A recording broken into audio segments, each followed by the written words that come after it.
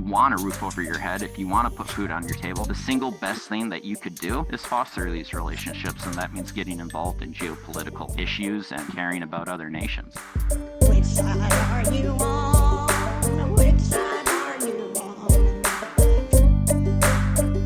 on? We have Nick Livick in the Zoom. Nick Livick is a member of the United Auto Workers Local 31 and co-chair of the Interim Steering Committee for UAW Members Action, a new caucus within the UAW.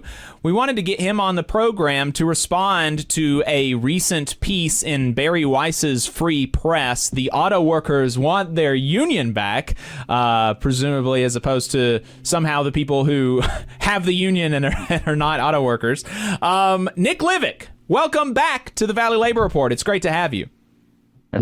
Thanks for having me. It's good to be here. Really looking forward to this conversation and appreciate your willingness to take the time to talk to us. We'll just go ahead and jump right into it. You know, this piece, as I said, is written by Franny Block for Bari Weiss's Free Press. The title is The Auto Workers Want Their Union Back. And the whole kind of crux of the piece is an attempt to divide Fain from his membership and to divide the membership apart, to put divisions between the membership itself, to divide the leadership from the membership and then different segments of the membership from each other, attempting to make it out like Fain, despite being an auto worker himself, has been a part of the stealing of the union from auto workers, the real base of the UAW, and that the real auto workers want their union back, quote unquote. In particular, they point to so-called union traditionalists, which is a really funny title for the people that this article is sympathetic to. These so-called union traditionalists, they're opining about the union's founding era and ostensibly juxtaposing that with the current UAW, specifically as it relates to the fight for social issues. And the implication there is that, the old UAW is just focused on the shop floor and nothing else and never touched social issues. And now the UAW is totally different, and we're talking about all sorts of social stuff. And that's different in an important and fundamental way. Can you talk to us give us a little history lesson, I guess, on the founding era of the UAW? Who was that founded the UAW? And, can you talk to the audience about whether or not it's true that, the union back then simply focused on, quote unquote, bread and butter issues on the shop floor rather than concerning itself with the rest of society? Yeah, so it's interesting hearing like union traditionalists, and then the people that they're calling traditionalists don't even know the history of the organization that they belong to. I'll try to be brief on the history because there's a lot of it. A lot of people credit, yeah, for sure. I just asked you to give me the history of a 100-year-old organization in in 3 or 4 minutes. So no big deal. Yeah, no big deal at all. So a lot of people credit the founding of the UAW with the sit-down strikes, the Flint sit-down strikes. In reality, there was a lot happening before then, and there were some major people that stood out during that thing. Bob Travis was a key organizer. Janora Johnson was another one. And then there's also the Ruther brothers. A lot of the history points to a lot of the Ruther brothers and kind of elevate them. They were founding members, but there were a lot of other people that really helped out and kind of pushed everything. The reason why the Ruther brothers get so much spotlight is because eventually you have this tumultuous time in UAW history where there's a lot of factional battles, and Ruther comes out on top. So once Ruther kind of comes out on top and solidifies his power, he does a lot of things. He fights for a lot of bread and butter issues. I mean, you see the UAW get pensions, COLA, cost of living adjustments. You see health and safety, just an amazing set of contracts over the course of the Ruther presidency and the Ruther era that's just built on just every contract they do a little bit better. And you see a middle class be created really because of the UAW and the things that they were winning. The UAW was one of the first unions that had COLA for every single member. And it really pushed other unions to start fighting for this. And this is why you see the golden era from the 40s to like the late 60s. But during that time, Ruther was advocating for universal health care as far back as 1940. The UAW was involved in the civil rights movement majorly. The March on Washington might not have happened without UAW support. They fought for environmental protections, fought for peace during almost every single war. They wanted to see a full employment economy. They pushed the National War Labor Board to require women performing the same work as men to be paid the same in 1942. They endorsed the Equal Rights Amendment. The UAW was one of the largest and most involved members in the first Earth Day. And even one of the lead organizers of that said, without the UAW's involvement, it probably would have flopped. Climate advocacy, Clean Air and Water Acts. I mean, you name it. We played a key role in lobbying for the creation of Medicare and Medicaid. So like, it's so far beyond just bread and butter issues. And the shirt that I'm wearing right now on the back, it says, "We fight for justice, not just us." The UAW has never just fought for their own members. It's always been a broader vision.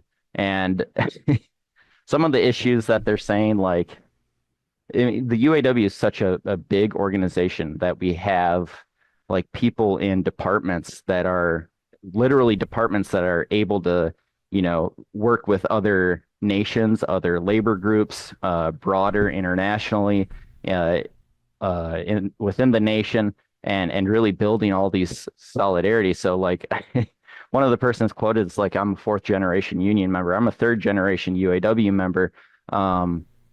So I've grown up and I've seen this, and I've educated myself on the history. So it's always been this broader movement about not just what can we do for the workers that are under our contracts, but what can we do for the broader working class, and how can we better their stance in life. And that's part of a big thing. Like when you go to organize, like you want to be an organization that people want to be a part of.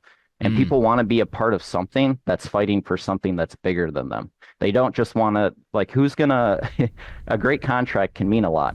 But it's like Ruther said in the 50s, what good is a couple more dollars in your pay if the world goes up in atomic smoke? What good is a couple more dollars of pay or a couple more days of vacation if the lake you want to go to is polluted? Like, all of these things are interconnected, and we can't forget that. Right. And there are a couple of comments that I wanted to make on that, because there's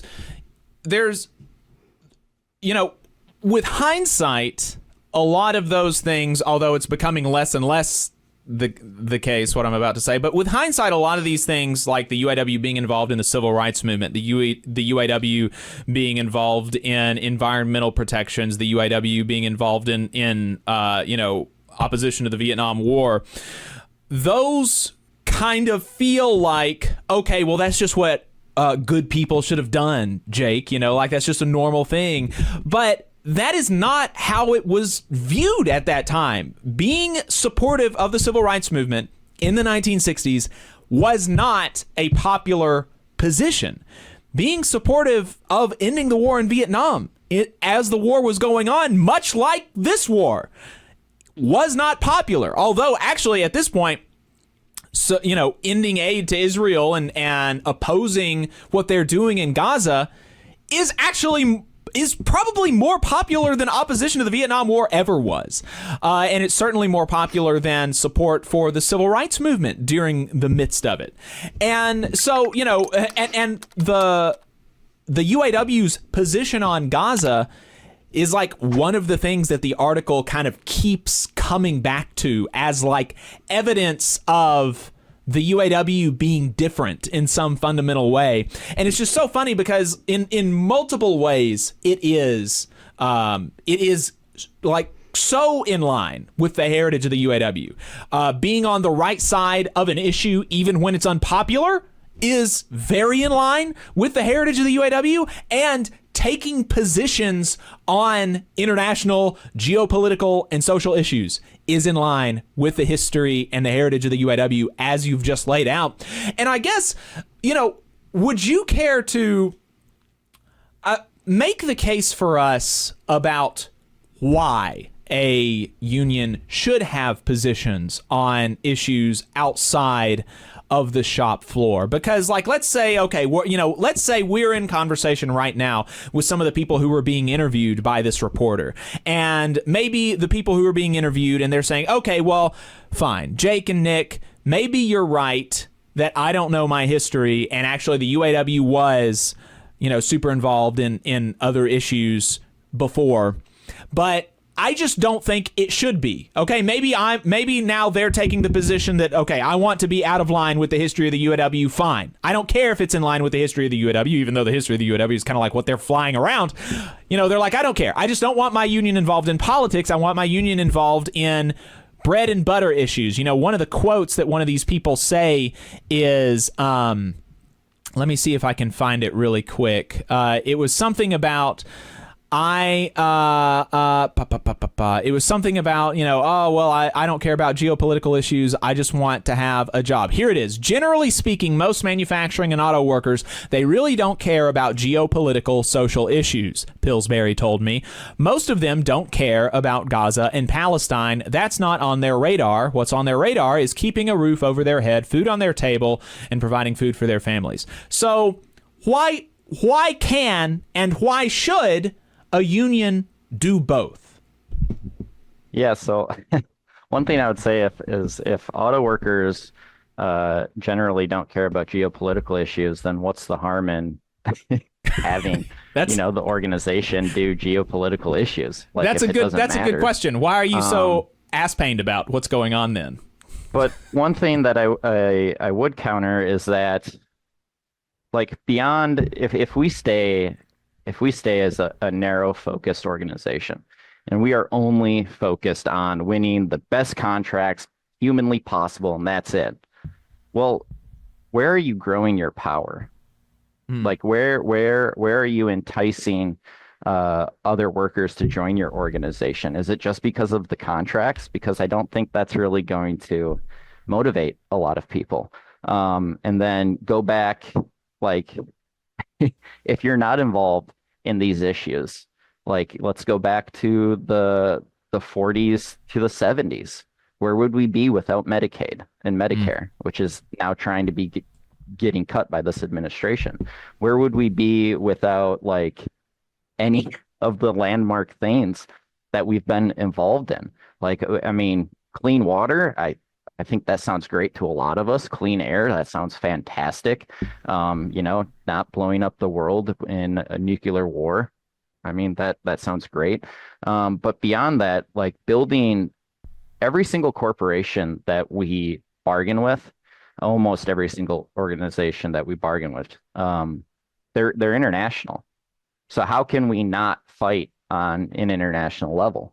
And how can we not fight in politics when our history has shown us that when we do fight in politics and when workers come together and care about politics and get involved in politics, they can change the political nature by huge margins. You saw a lot of that happening from our history. So if we're not fighting for something as simple as peace, I don't know how that could be something that people shouldn't be dying because people are dropping bombs. That's not a radical position for anybody. It shouldn't be, at least. And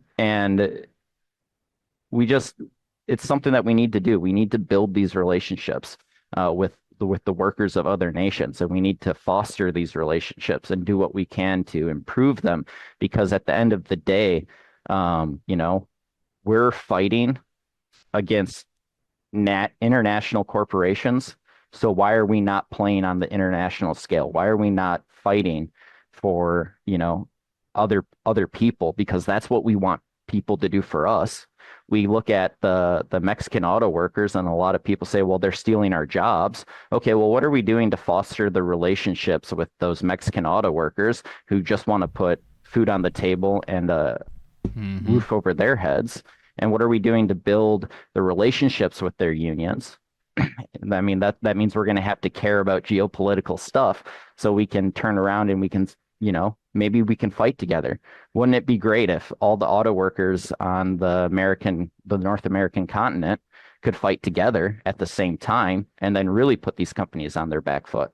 I mean, that's the way that you're going to get those major gains that you saw back then, because back then we were fighting national companies. Now the entire game has changed. Now they can pick up a shop and they can move it down south. So why aren't we fostering those connections? So if you want a roof over your head, if you want to put food on your table, the single best thing that you could do is foster these relationships. And that means getting involved in geopolitical issues and caring about other nations. Right. Hey, 5 seconds. Just wanted to say that this is only possible because of our donors. If you want to see more of this, then consider donating yourself at tvlr.fm/donate.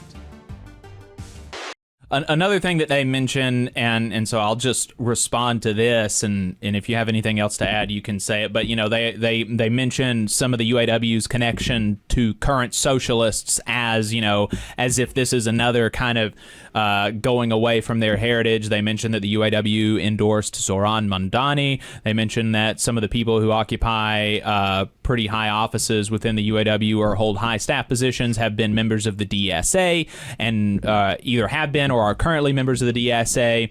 And Walter Reuther was a member of the Socialist Party when he was young.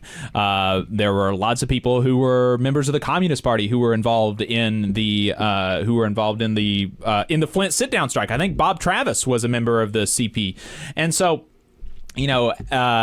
again, it's just like it's not that crazy. It is not out of step with the union's history that you would have the union being connected to people who are socialists. That's not out of step with the history of the union.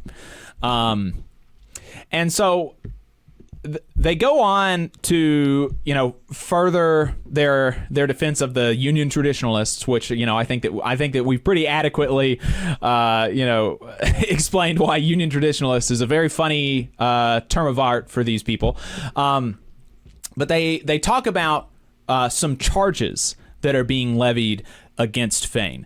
Can you explain the process for these charges that are being levied and why it might not exactly be indicative of a popular revolt against his administration? Yeah, so one of the things that when the consent decree was entered into, this was one of the things that the consent decree lowered. So previously, you had to have one local set up the charges, and then 10 locals had to support those. Now it's one local has to bring them, and I think 5 locals have to support them. So you bring this to your union meeting, and typically, almost always, you have to call a special meeting for this. Well, special meetings don't require quorums. So it could literally be anybody that shows up. In some of these cases, there's one local that has a membership of over 7,000 members. And at that local meeting, that local union meeting, 34 members voted with no discussion. So it becomes this thing of like something that we got to look at for reform, because you're exactly right. That's not this huge popular thing. A lot of locals are being brought these charges and they're just shooting them down. And this system was set up for instances like, what we saw with Gary Jones. And we would have had those charges and called for a special convention, had COVID not hit during that time, because, we were rolling on that. But one of the things that I kind of fear is that no matter who's in power, take Shawn Fain out, put somebody else in. As factions, as factions build up power, I can see this being a tool to distract the leadership, or just to, push an agenda, or make it seem like a leadership team is like scandalous, when in reality there's a hyper minority of people even at those locals that are voting on this. Like, it just doesn't seem fair to me that 5 locals, 6 locals, and whoever attends those meetings, it could be a low membership situation like that local that has over 7,000 members that passed it with no discussion, could override the will of the members that voted. There's, if all the locals pass it, there's a trial process, and it goes to, the delegates. And I don't know how much you want me to get into it, but I think the question that we should really be thinking about is, is this going to become a tool that factions use when somebody they don't like wins, to slow down our international leadership? Because that could be very detrimental to our organization. And I think it's something that delegates for the next convention need to look at as an area of reform, if we can, and figure out a more fair way to do this. Because when we have one member, one vote, I don't think it's fair that 6 locals could override those votes, potentially, depending on what the outcome of the trial would be. It really is it seems to me, just something that does not make sense, especially when you have, elections are coming up in, a matter of months at this point. And even what is being alleged, which, there's a lot of reason to contest what's being alleged. It's not as if it's it's not what was going on before, right? And so the idea that you would, it just seems like factional kind of infighting, as you're kind of implying there. And so the idea that you would try to do this before an election rather than wait a few more months and just have a debate about it. Take the issues that you disagree with the administration about to the members and see if the members agree with you. And then if they do, they will vote for your candidate instead of Fain. And if they don't, then they'll vote for Fain, and he gets to, be the president for another 4 years. It just doesn't make sense. And so there you go. Not exactly a popular revolt of the rank and file against Shawn Fain. The real test of that is going to come next year during the elections. And so, I don't know if is there anything else related to that situation that you wanted to share with the audience before we move on to a couple of other things in the article? No, we can move on. It's just one thing to any UAW member that's listening is I would really take a step back, like regardless about how you feel about Fain, and really think about what's happening, especially with these charges. And is it okay to put charges against somebody for political differences? Because that's essentially what it really boils down to. And is that fair when you do have elections, like you stated, coming up? And that's just one thing I'd like any UAW member to really think about, is how fair is it that 6 locals could override the votes of tens of thousands, hundreds of thousands? So yeah, in addition to the article's attempt to divide the UAW, they just make some kind of general anti-union talking points that you're going to see in any other right-wing article. And so one of the things that they do is they attempt to paint white-collar organizing as a desperate attempt by the UAW to stay alive, rather than white-collar workers organizing and choosing the UAW as their vehicle.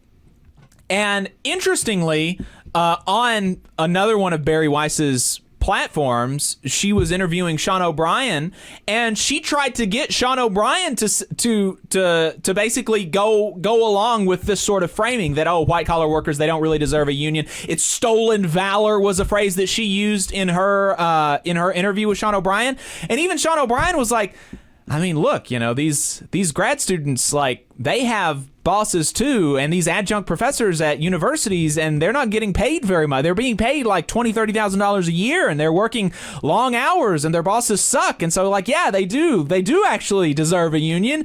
And some of them are organizing with the UAW, and some of them are organizing with the Teamsters, and some of them are organizing with the UE, and everybody deserves a union, was basically kind of Sean O'Brien's response to that. I mean, isn't that just the kind of the union traditionalist kind of way to look at it? You know, no matter what color your collar is, if you have a boss, you need a union. Yeah, I think that's exactly right. But one of the things that kind of struck me is that the author, I'm wondering if they even did their research, because they said that, you know, auto workers are below a third of the union, and I researched that when I read it, and this is directly from UAW materials. 37% of the membership is in auto. 75% of the membership is in blue collar manufacturing. So from, you know, heavy trucks, defense, aerospace, IPS. So that means 25% is between other categories, you know, like gaming, pop, and higher ed. But that's exactly right. And it's interesting that the people that were quoted in this article some of them are supporting a certain side running for international president. And I wonder how they're going to get there when they're trashing a quarter of our union. I mean, that's a pretty bold strategy. I'd like to see if it pays off. But you're exactly right. These people, like, in these sectors, they have bosses and they're being exploited. Like, right. you talk to some of the higher ed workers, like who are going to school and working for the school, and they also have kids. They're getting paid. Like, some of them have master's degrees and they're still only making 20 to 30, 40,000 a year. Like, that's insane. And they can't figure out, like, they can't even afford their own childcare. Like, that's insane. And in what world is any union member, or especially an auto worker, going to stand up and say, well, yeah, that's not fair, but, like, come on, man, this is our union. Like, right. No.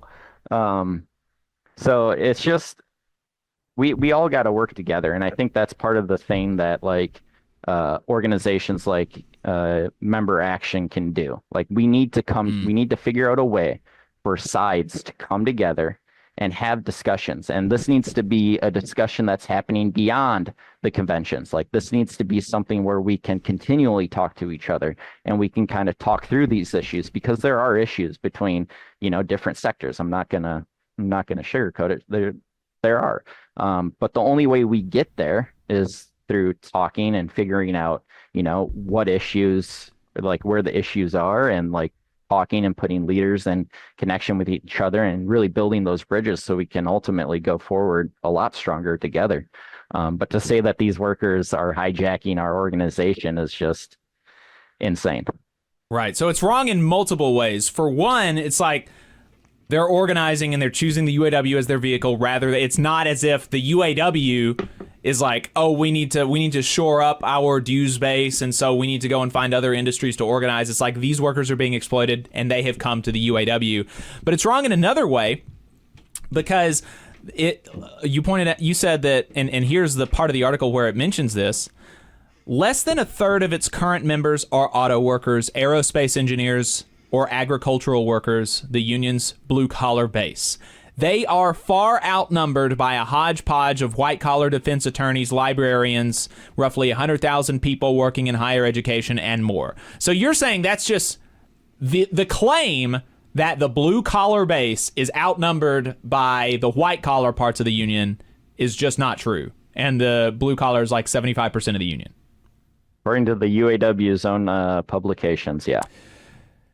Well, the truth is not paramount at Bari Weiss's Free Press, I don't think. So here's another thing that they say.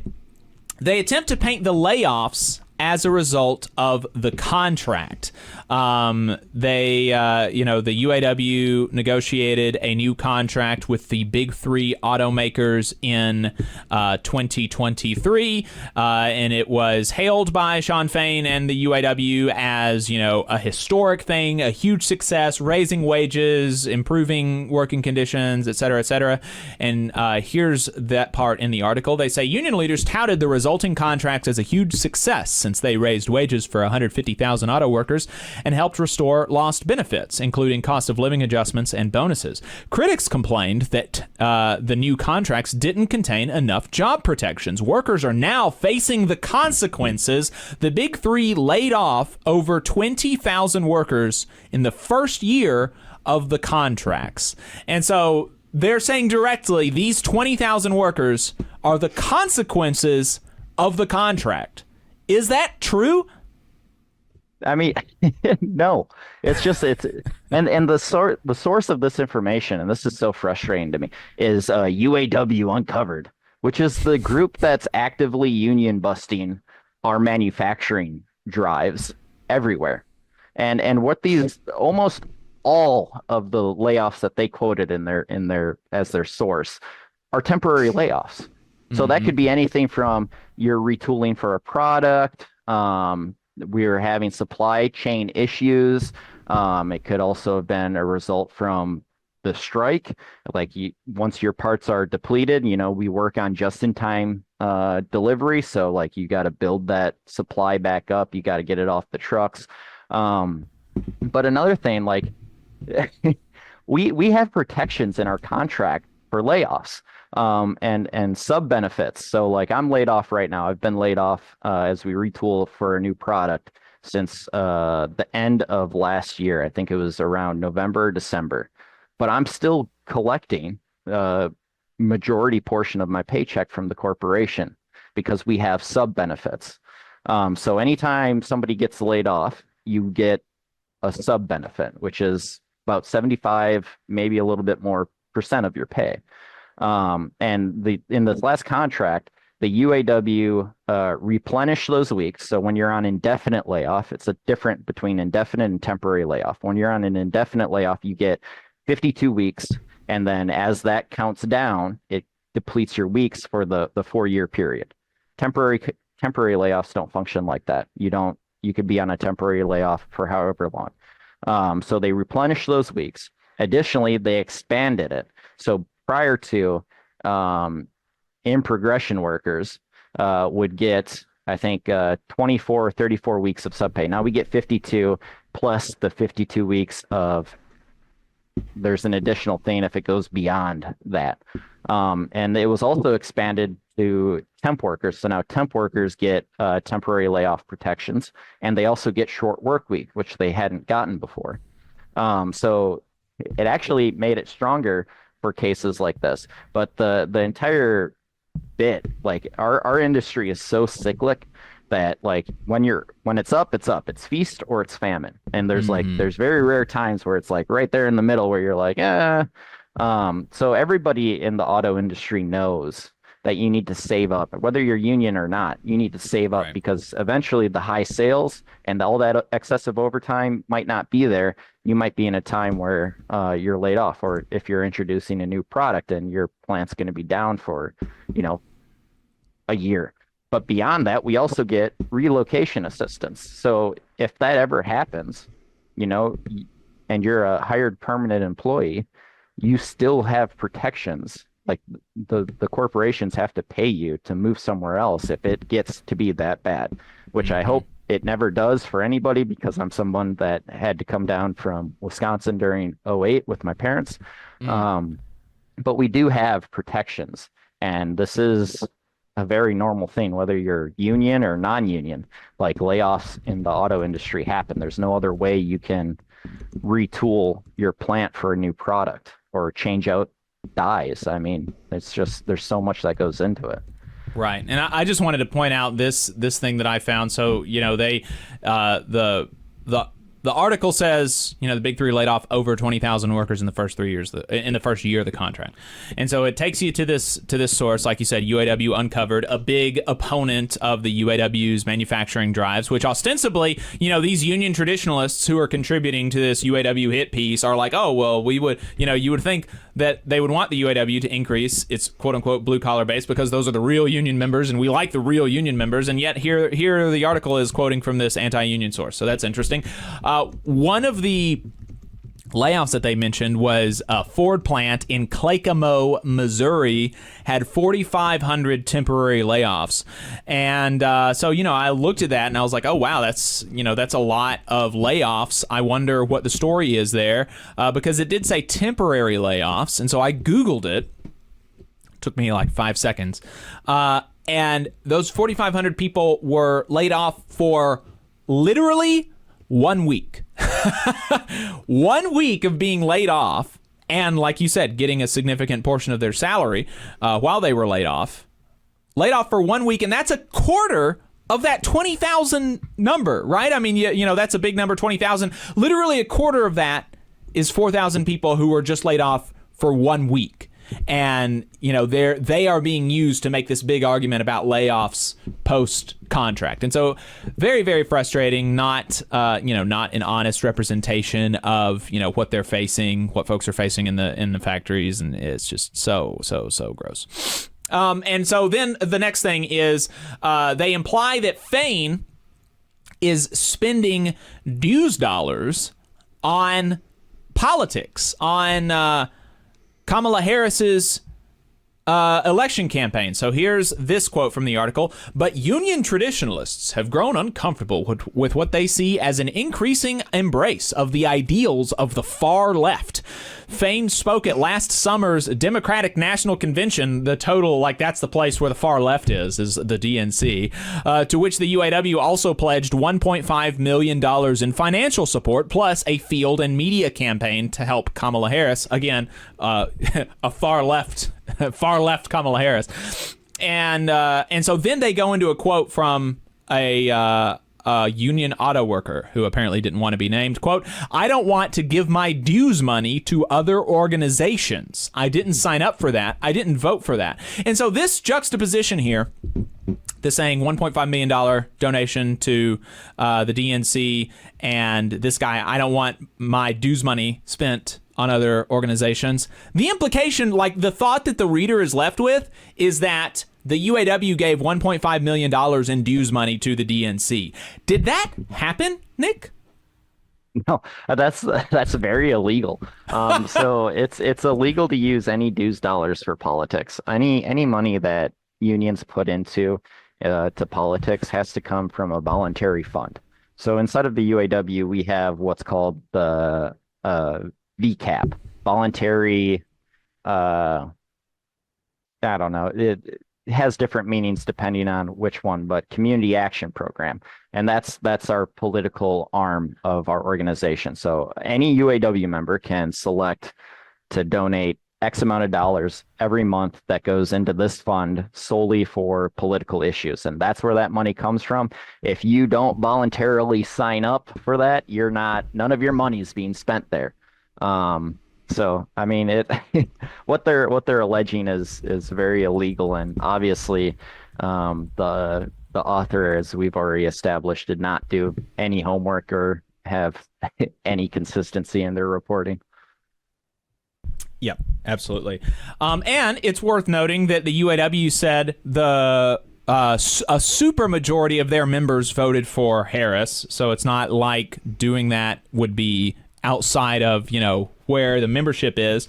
Harris over Trump by 22 points, 57 to 32%. So again, it's not very, very frustrating, but like you said, not exactly a bunch of rigorous research going on here. So rounding it out then, what do you think the priority of the membership is? And what should the priority of the UAW be? And how is Members Action organizing to build a strong UAW? So I think for at least inside of auto, I know we want to see a return of pensions, retirement security, retirement health care. I know that's also a big one. And in order to do some of that, you got to be organizing. When we won these demands, we were our union density in our sector was really high, and now it's the complete opposite. It's very low. So we need to organize these transnationals in the South. I know we had a big win with VW, but we need to go further. I think the UAW focusing on organizing is always the right call, because if you're not organizing, you're dying, and we need to build our collective power regardless of the sectors. So I think they're spot on with that. And members action is a new caucus. A lot of us are the same activists that fought for, one member, one vote. We were some of the main organizers behind that. And what we're trying to do now is pull people together. And you can go to uawmemberaction.org and sign up and get information. But we're trying to pull together like rank and file members. We're trying to pull together, we have a stewards network where we're pulling together stewards from all around the UAW and get them talking, because one of the things between like auto has a lot of the institutional like UAW knowledge. Higher ed and legal services, they have a lot of passion and energy, and we can pull together these different groups, and we can put them together and watch the fruits of that effort just spread out from everywhere. So right now we're organizing. We're doing a lot of education seminars, which are just taking off. At the last one, we had over 400 people at our education seminar. We have another one coming up, and we're going to continue to have more coming. But we all need to be focused on what we can do to rebuild the power of this historic union. And a lot of it means talking to each other, building the bridges. We need to get inside of the UAW. We need to get so far beyond this thing of like, anyone who's not with me is my enemy. We've seen the outcome of that inside of our organization for decades. We need to start building bridges, building coalitions, talking to each other, educating each other, and figuring out where we can go forward together. And that's what member action is really about: empowering rank and file, educating leadership so they can become better leaders, and just overall trying to build up our organization in a very positive way. Nick Livick, UAW member of Local 31, and co-chair of the interim steering committee for UAW Members Action. Thank you so much for your time today. I appreciate it. Yep. Thank you for having me. Appreciate it. You just saw a clip from the Valley Labor Report. We are live every Saturday morning from 9:30 a.m. till 12:30 p.m. And we pride ourselves on keeping all of our content free to everybody so that we can talk to as many working folks as possible. If you support the work that we're doing, you think that it's important, you think that it's good, then consider making a monthly contribution to the project, and you can do that on our website, tvlr.fm.